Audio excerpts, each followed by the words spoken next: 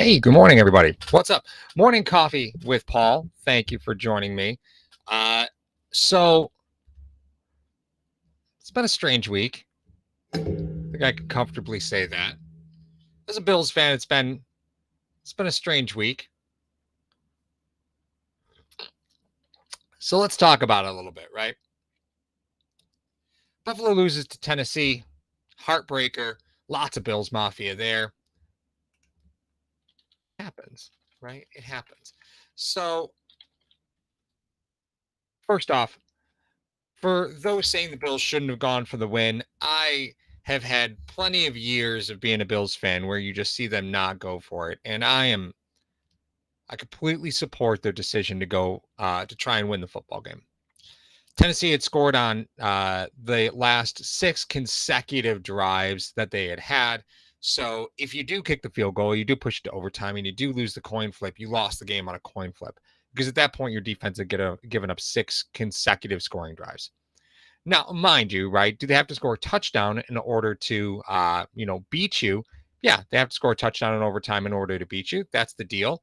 But you had given up 6 consecutive scoring drives, right?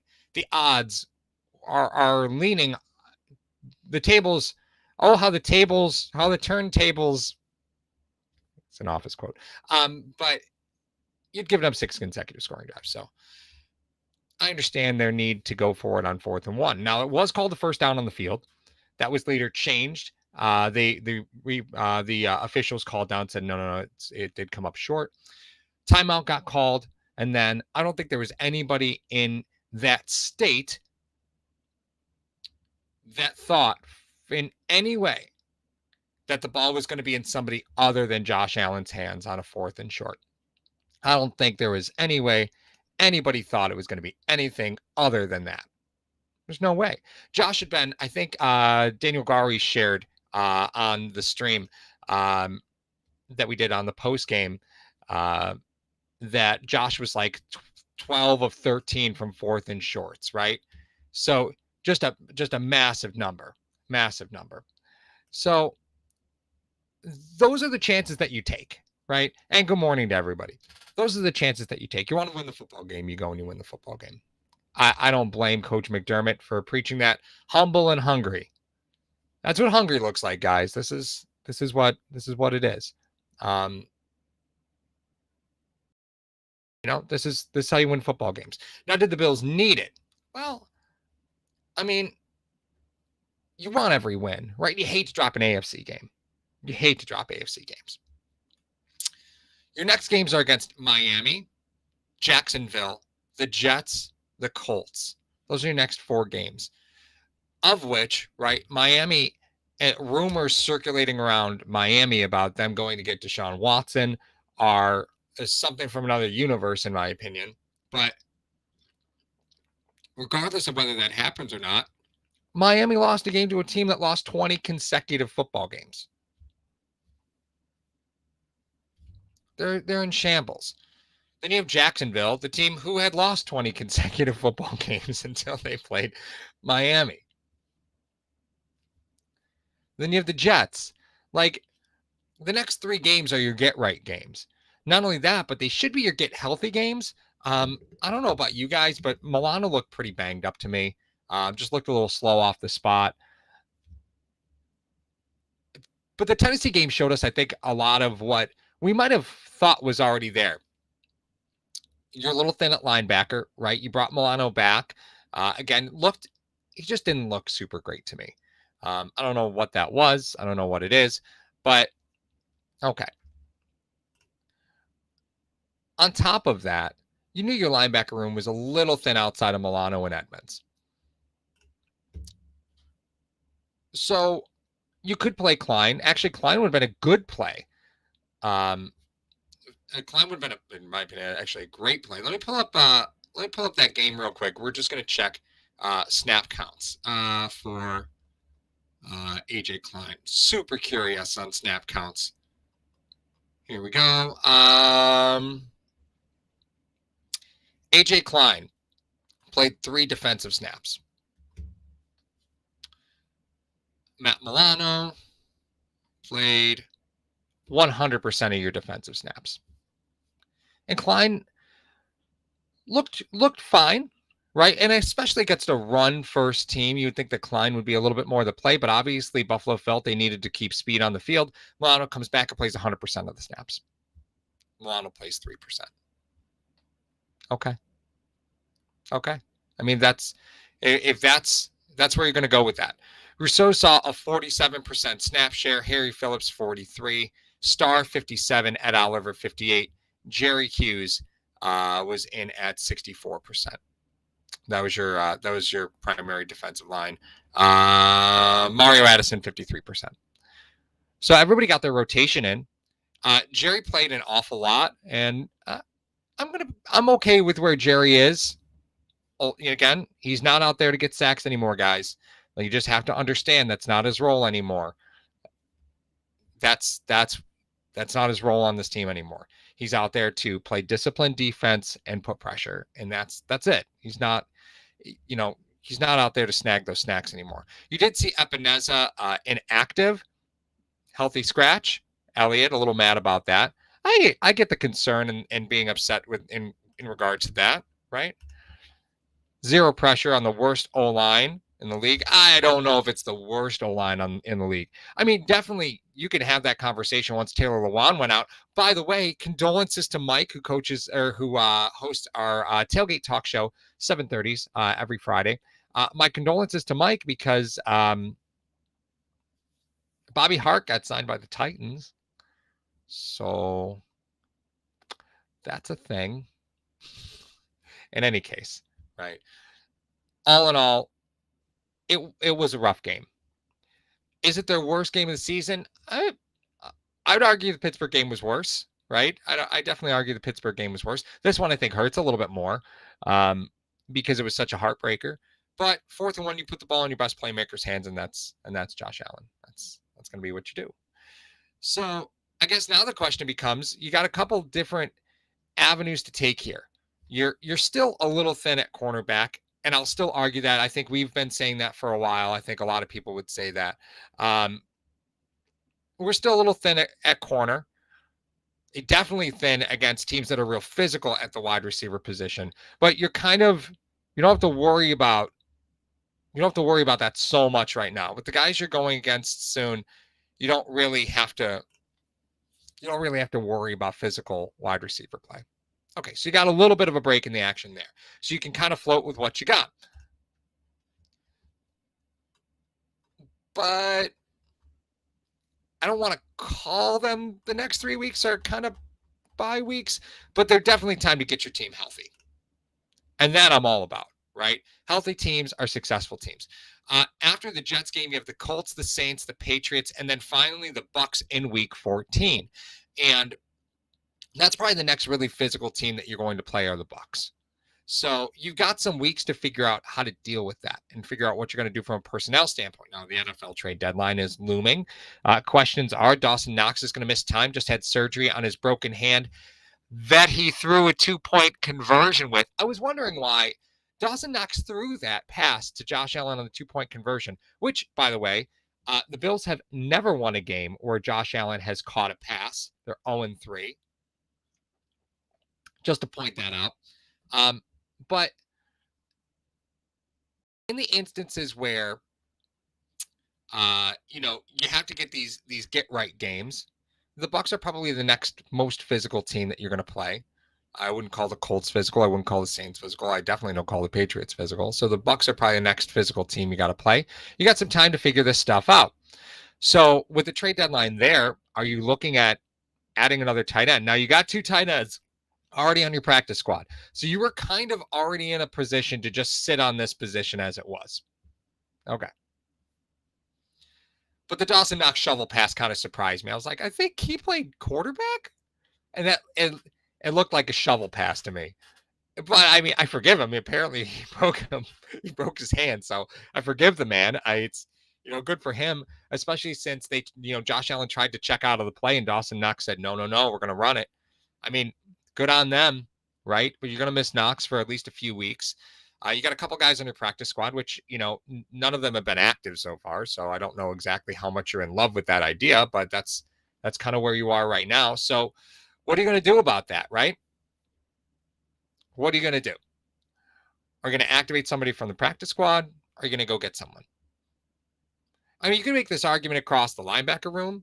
You can make this argument across the cornerback room. You can make this argument at the tight end position because your defense has just given up 6 consecutive scoring drives, right? You've got some work to get done. Now, do I think you're going to run into that against Miami and the Jets? No, I don't think you're going to run into consecutive scoring drive threats, right? Tennessee brings something that's very different than the rest of the league, and it's a really strong run game. You don't see teams really strong on the ground. Jacksonville has to be strong on the ground because they really don't have much else of a choice, right? I see Thomas Love says we still have Gilliam. Yeah, Gilliam is an option. He's been in that fullback role, but again, a little bit of an undersized guy. And the way that they've been using Knox, Gilliam doesn't really fit that mold. They do have Tommy Sweeney still. Tommy Sweeney now entering his 3rd season on the team. You know, that's fine. Elliot calling for a Croom sighting. No, sir. Nope. I don't know if I'm ready to go to that level, but Buffalo could be in the market to add somebody. It's been a while since we've actually talked about Buffalo realistically going out and adding somebody. We talk about free agents all the time, but truth is, isn't this your shot, right? You look at your division and you look at your upcoming schedule and you say, if we're going to add somebody, we add them now. We've got 3 to 4 games that we think that, we should be able to maturate a player into our system over the course of those next 3 to 4 games. Aren't you going to do that right now if you're realistically looking at trading for somebody? And you could make the argument tight end, but tight end sort of a redundant position if Knox comes back from his hand surgery in 3 to 4 weeks. That window is now kind of closed. You got a player that you might not really be able to utilize. Okay. Corner, I think you could definitely use any corner. You got a bunch of corners on your practice squad as well, but I think you could use probably a little bit more of a physical corner that you can leave kind of in man situations. Levi kind of got out muscled a bit by AJ Brown. That's what it is. You have to prepare yourself for not being the fastest defense in the league, right? You have to prepare yourself for games where you have to bang and clang the whole time because it's very possible you could see Tennessee again in the playoffs. And while Tennessee doesn't scare me, they certainly don't scare me. That game, they do not scare me. But the matchup's tough, right? And I don't think there were enough guys out that said that the Bills could blame this one on injuries. I'm not saying that I could. Oh, Lee Smith coming back to town in a trade. I don't think that's going to happen, Evan. But I appreciate your thoughts from across the pond. Appreciate. It's just one of those things to think about, right? So if you've got anybody in your head that you're thinking about, they're like, oh, Buffalo should trade to this guy. Put it in the comments section. Put it in the live chat if you're here with me right now. Because this is a realistic conversation. Buffalo probably needs to add a little bit more physicality in the cornerback room. They need a tight end for at least the next few weeks, although I don't really see that being a trade. But there's some names that you could go get right now. You've got a bunch of tight ends on your roster already. So again, I'm kind of pumping the brakes a little bit there. Or maybe you're looking at that offensive line. I see Matt Mallory mention Feliciano is bad and Williams is just okay at guard. Interior O-line issues. Before we talk about that, I see Roger put in how long will Knox be out. Knox is going to be out for he just had surgery on his hand. So they said he's going to miss as little time as possible, but you just had surgery on your hand. So you're thinking probably at least 3 to 4 weeks. And that's just a comfortable number, right? So it gets you past those softer games, right? Because you got 3 of the next 4 games are kind of soft. So get you past those softer games. So it's not really that big a deal as of right now. But Feliciano was not good against the Titans, was not good at all. Darrell Williams is a league average guard. But remember, Darrell Williams just has to be an average guard. He's not there to play guard. He's there to help Spencer Long play tackle. Let's just level set that right now, okay? I guess that could have even been the title of this video. Thank you, Matt. That's a great topic. Darrell Williams is not playing guard because he's a better guard than Cody Ford. Darrell Williams is playing guard because Spencer Brown is a better tackle than Cody Ford. That's the deal, right? They don't feel the trade-off is all that big. From Darrell Williams to Cody Ford, They don't feel that trade-off is all that big. And from Spencer Brown to Darrell Williams, there's clearly a gap, but they feel Darrell Williams' experience at the tackle position is going to help Spencer Brown. And I very much agree with that. I very much agree with that. You know, we talk about Quinton Spain. Quinton Spain was a player that everybody loved because, you know, he's this big refrigerator on wheels that you'd see rolling down the street. But Quinton Spain had a reputation for benefiting from playing next to Taylor Lewan, who's, in my opinion, one of the best 3 tackles in the game and has been for the last 5 years. Good players, you know, play next to good players. And if you want Spencer Brown to develop, what better tools can you give him than the guy who was in that job last year? That's the best tools you can give a rookie. Say, listen, kid, the job is yours now. I didn't mean Spencer. Did I say Spencer Long? Spencer Brown. Excuse me. Jesus, Spencer Long. Am I having guys, can you check me for signs of a stroke? It's like, am I droopy? Did I really say Spencer Long? Thank you, Robert, for calling that out. Good God. Thank God Spencer Long's not on the team anymore. Good grief. But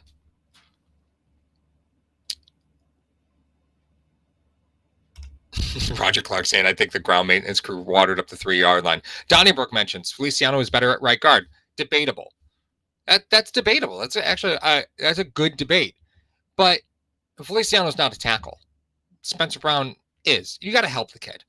So that's what they're doing. When you look at the move for Darrell Williams, having Spencer Brown next to Cody Ford doesn't help you. It doesn't help him in his development as much as having Darrell Williams next to Spencer Brown. I mean, it's not even comparable. The upside is so much higher by playing Darrell Williams. You're willing to compromise Darrell Williams' contract. Because remember, Darrell Williams is making a pretty good chunk of money. But I talked about this weeks ago. Darrell Williams at that contract is incredibly affordable for a starting tackle in this league. And you're paying him now as a guard. Whatever. You got to protect your quarterback. You got to win football games. Contracts don't matter to this team. And that's what I love about it, man. That's what I love about it. Contracts don't matter. You don't earn a position by the dollar figures in your paycheck, right? Doesn't matter how many zeros are in that paycheck. That doesn't mean you're playing. I love that. I absolutely love that. And Darrell Williams serves this team better at guard, even though he's a league average guard. Even though he's average, that's okay. Because the benefit that it's going to play to Spencer Brown is astronomical in comparison. And I'm fine taking that on the chin. I'm fine taking that learning curve. That's it. I think our right tackle is almost as important as left tackle, seeing as how amazeballs Allen is rolling out to his right. That's because he's right-handed, man. It's a lot easier with hip placement and shoulder placement to do that stuff, to roll out to your right. Sports Hub says our red zone offense needs to step it up. Let's talk about that a little bit. You do have some interior, all this goes together, right? You do have some interior line issues. Red zone offense is a little rough. You're losing Dawson Knox, okay? So that's tough. Emmanuel Sanders is not exactly a red zone threat, but for those of you who are saying they need to get Cole Beasley more involved, the Dawson Knox injury is going to do that, right? Dawson Knox is going to get Beasley a bit more involved. Tommy Sweeney is not the threat Dawson Knox is, even though Tommy Sweeney has a very good understanding of this offense and his role and responsibility in it. The fact is he's played, 12% of the snaps Dawson Knox has played. So it's going to take Tommy Sweeney a little bit to get his sea legs about him in an NFL game still. And that's fine. Tommy Sweeney played really well his rookie season and then lost last season, I think, to myocarditis, that heart issue that you have when you get COVID. He lost last season to that. So it's not like he hasn't been up to speed.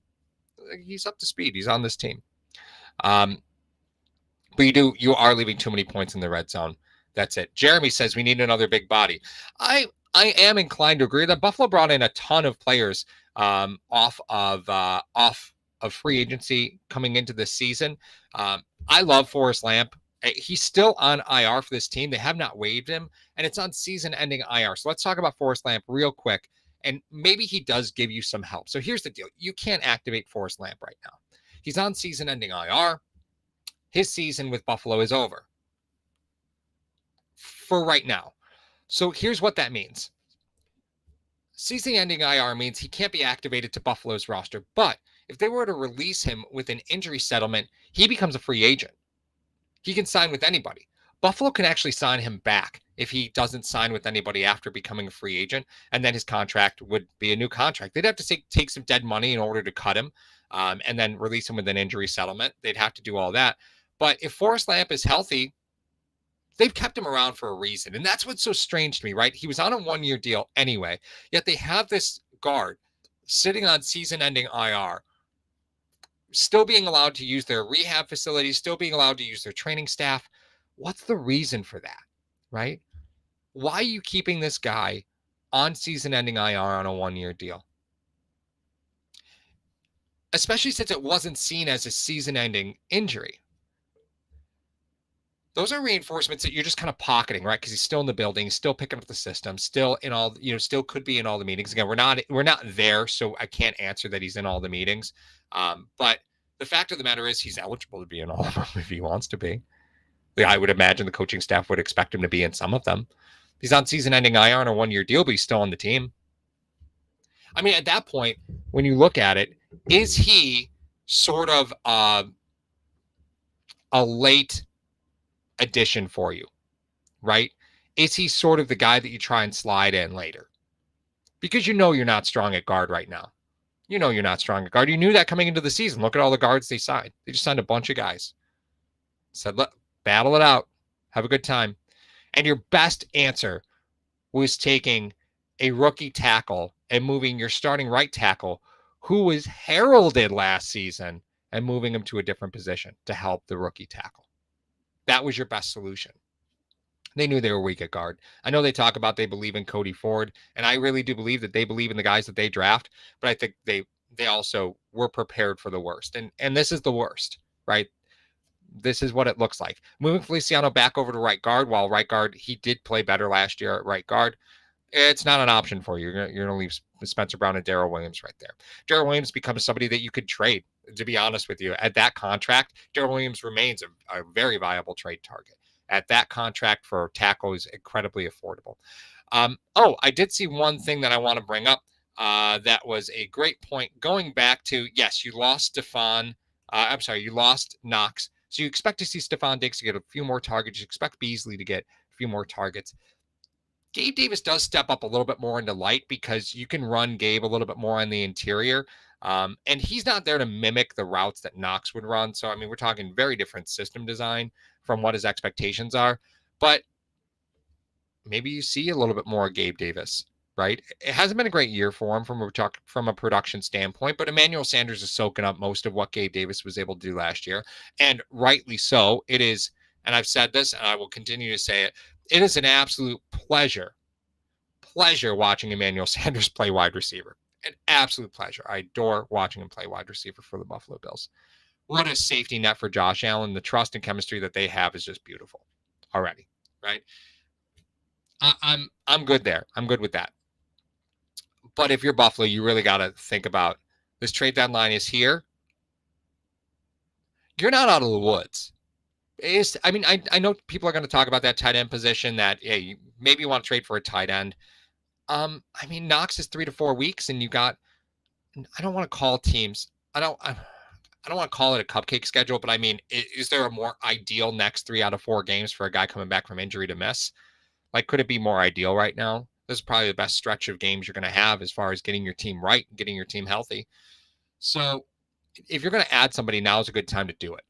I think you still need a little bit more physicality in the linebacker room. I definitely think you need a little more physicality in the cornerback room because your corners are smaller and really obviously struggle against aggressive wide receivers, which you're going to see in Tampa, which you're going to see in Tennessee, which you will see again in Cleveland.